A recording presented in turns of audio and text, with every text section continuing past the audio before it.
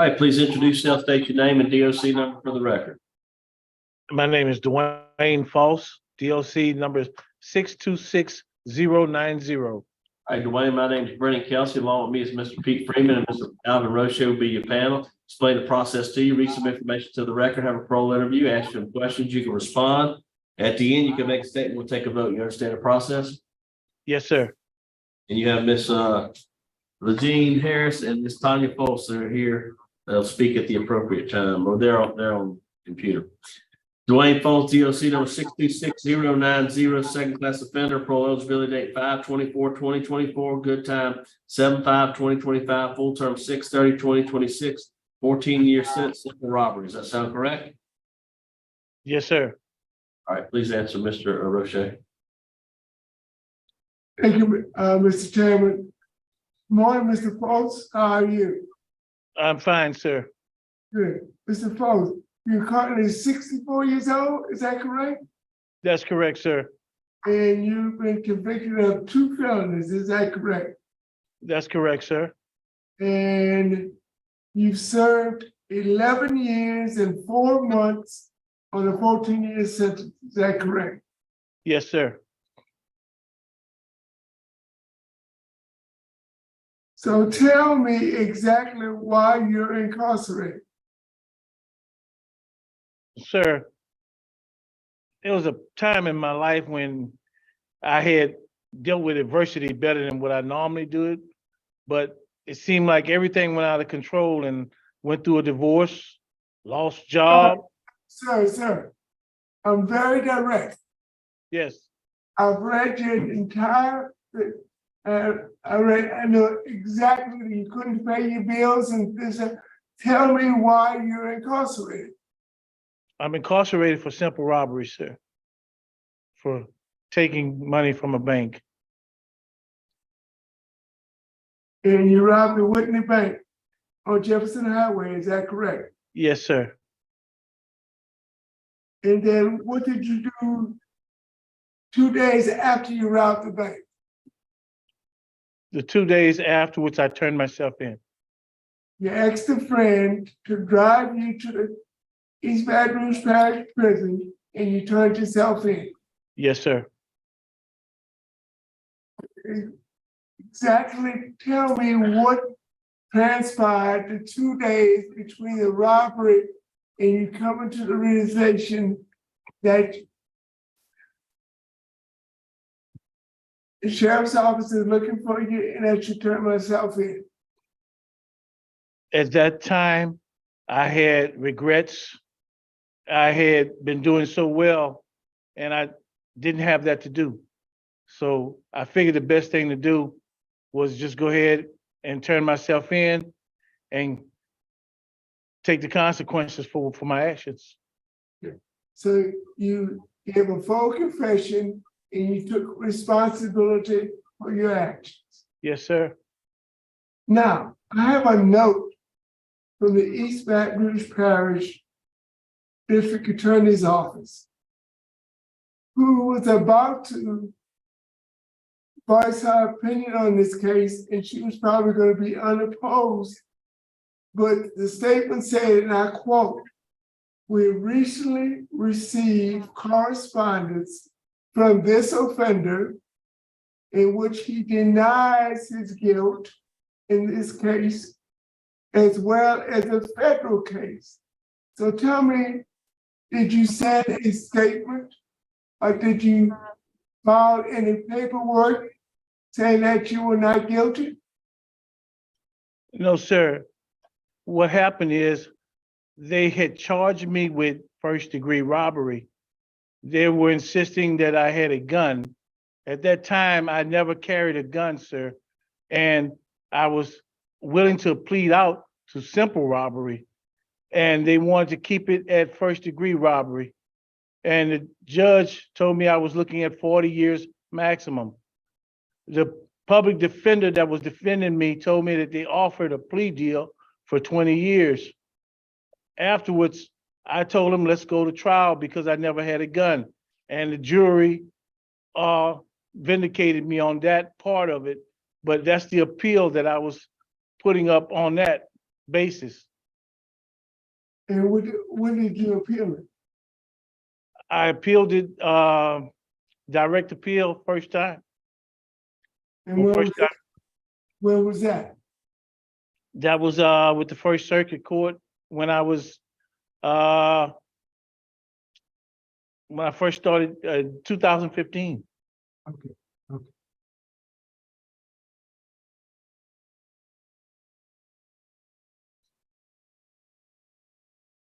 Let's go over your criminal record.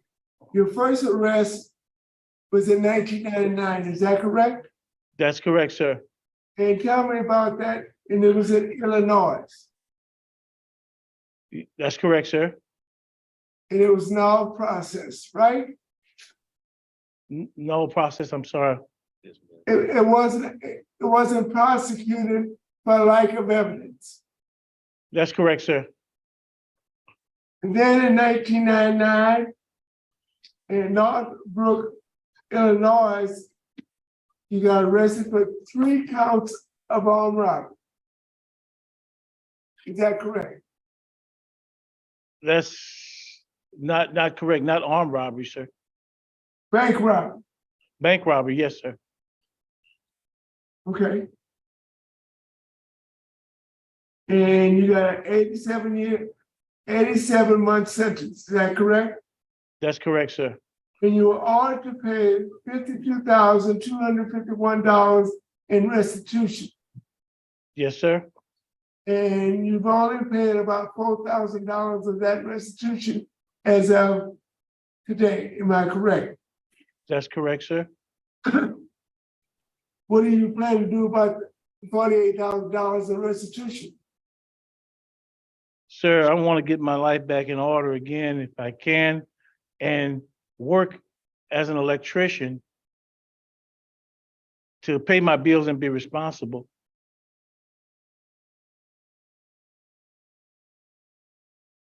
Is there any chance if you don't pay the restitution, the Bureau of Prisons will come back and try to revoke your supervision? I don't know, sir. I have not had contact with BOP since I've been here. The state of Louisiana had contact with them, and they say they still need you to pay all the restitution that was granted your victim at the time of your conviction. Yes, sir. Okay, were you aware of that? Yes, sir. And then you had a simple burglary in Baton Rouge, and that charge was dismissed. And this charge right here, you got 14 years because you were being tried for what? First-degree robbery, and they brought back a verdict of what? Simple robbery? Yes, sir. So let's talk about your programs. Tell me about the programs you've completed in 11 years of incarceration.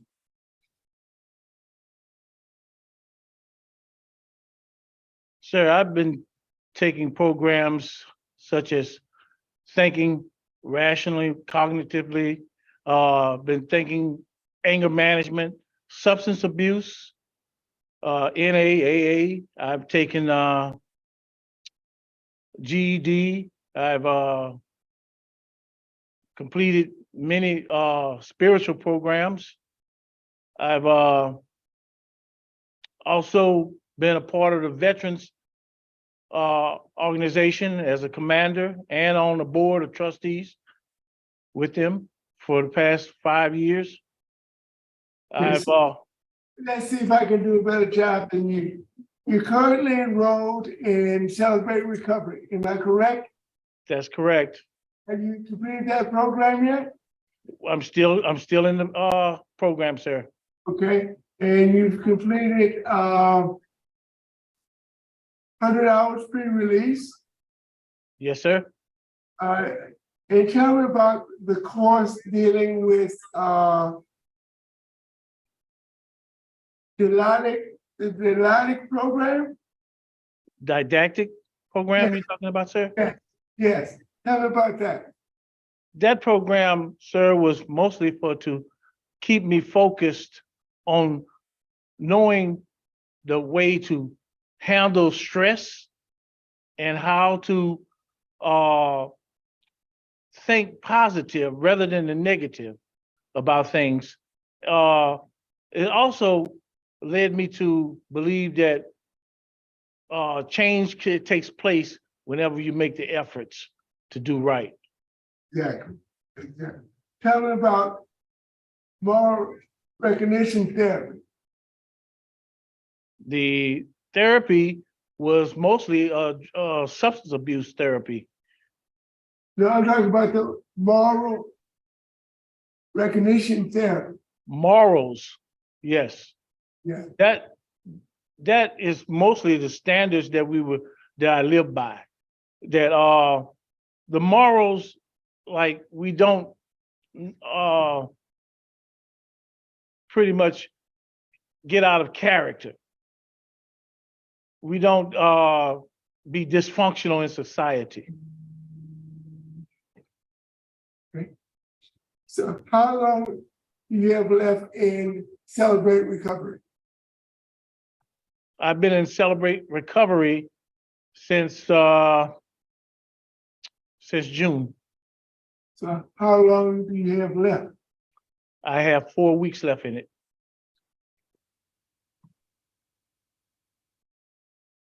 Did you earn, I see where you earned your GED? Excuse me, sir? I see where you earned your GED. When did you earn your GED? I did the GED back in 2016. And at that time, they couldn't find my high school diploma from McKinley Senior High where I graduated. So therefore, I took the GED again. Okay. I see you belong to incarcerated veterans. What Yes, branch of service did you serve in? Army National Guard, sir. Okay. I see you're a member of Pride. Yes, sir. So let's talk about your disciplinary. When was your last disciplinary write-up?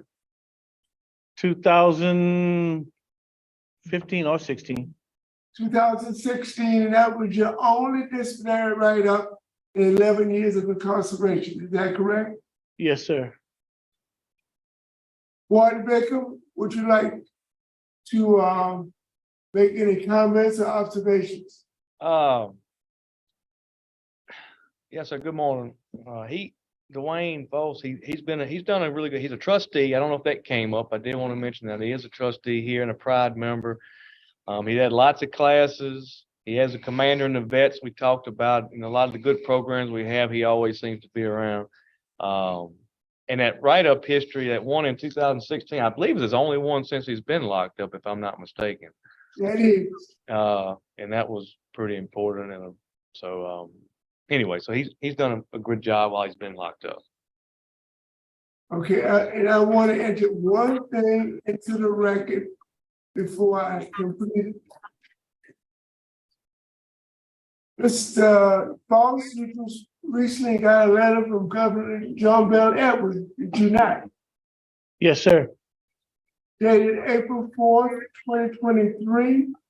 It was an accommodation, and you've been awarded the Louisiana Veterans Honor Medal. Is that correct? Yes, sir. Congratulations. Thank you, sir. Congratulations. All right, we're here from Miss Legine Harris. Brief statement.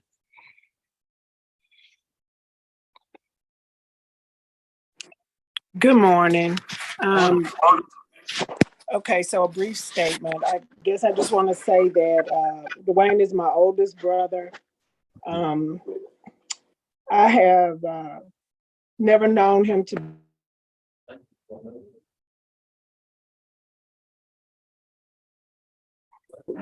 disappointed at what caused him to be there. But I have also supported him in the time that he's been there and visited him and you know, he is at a place where he is very peaceful, very positive. We've had some difficult times in our family since he's been incarcerated, lost a brother and mom.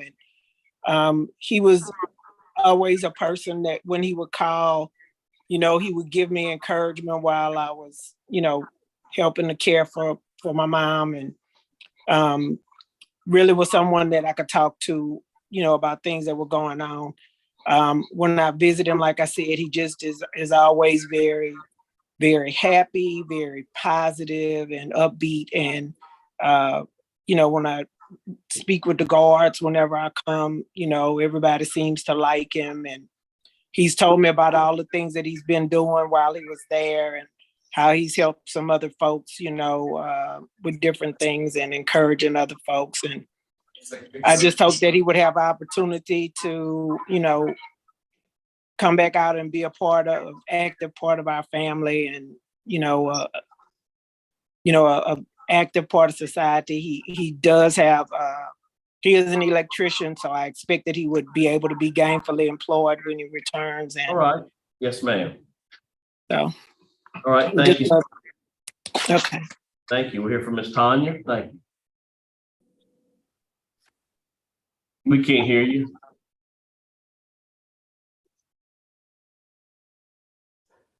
Good morning. How y'all doing? Morning. How you doing? All right. So I am the youngest sister of five. I'm number four. Dwayne, over the years, I've visited him, um, and he again has positive attitude. He's excited about taking those rehabilitation classes to try uh, to change his path. Um, the I think the life that he has led uh, brought him to that, but he's changed so much since he's been there. He's a helpful person. He has helped a lot of other inmates while he was there. He's always very thoughtful as it comes to family events and birthdays and trying to reach out to other members of the family, my children and my aunts that are still living. We did have two losses since he's been incarcerated. I would like to talk about his youngest son, who I have been helping. He is 29 or 30 now, and he is special needs, and he loves his father, and he still wants an opportunity to be with his father, and he needs his father because he is um he's not at a good level of education. And I think that at this point, with conversations that I've had with his dad, with Dwayne, he is willing to come out and try to be uh, the father that he can be with this child, with this young man, to help him to maybe become gainfully employed, and for Dwayne to also become gainfully employed. He is an electrician by trade, and he is always talking about code books and trying to keep up with the codes so that when he gets out, he can try to get some place for him and his son to reside so that he could be a part of his child's life because um, is very important. And, we talk about the needs for the child, for the young man, rather. Uh, and I think Dwayne has a true good heart and that he can be a great support to his son and and to get to know his grandchildren. And I feel like he has try to be the epitome of a good person while he's incarcerated. And I think he just deserves to have that chance to come out and do the right things by his family, his children, and and in society to Ma'am. become a better citizen. Yes, ma'am. Thank you so much. Thank you for your comment. Thank Mr. you. Dwayne, would you like to make a brief statement? Yes, I was just telling Warden Bickham that since I've been here at DCI, I've learned a lot. It's pretty much changed my life a lot. Things that I used to be involved with out there on the streets, I don't even care for anymore.